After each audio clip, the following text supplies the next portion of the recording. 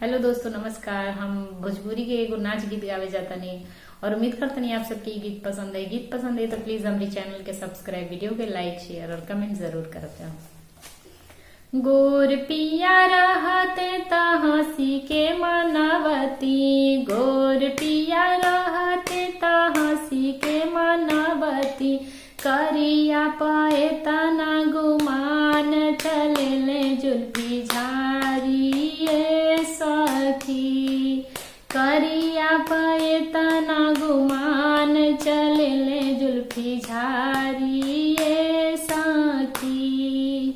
सोने की थाली में जेवना परोसलो, सोने की थाली में जेवना परोसलो, जेवना न जेवे करिया आठ चले जुल्फी झारी सखी, जेवना न जेवे करिया आठ चले जुल्फी झारी सखी। गोर पिया रहते त हंसी के मनवती, गोर पिया रहते त हंसी के मनवती, करिया पाए तना गुमान चले जुल्फी झारी सखी। अरे करिया पाए तना गुमान चले जुल्फी झारी सखी। सोने सुराही में पनिया भरवली, सोने सुराही में पनिया भरवली, पनिया न पिए करिया आठ चले जुल्फी झारी सखी, पनिया न पिए करिया आठ चले जुल्फी झारी सखी।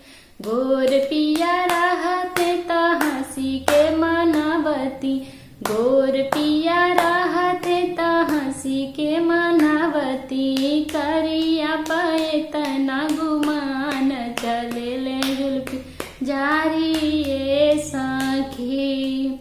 लौंग इलाची कबीरवा जोरवलो, लौंग इलाची कबीरवा जोरवलो, बीरवा न कुचे करिया आठ चले जुल्फी झारी सखी, बीरवा न कुचे करिया आठ चले जुल्फी झारी सखी।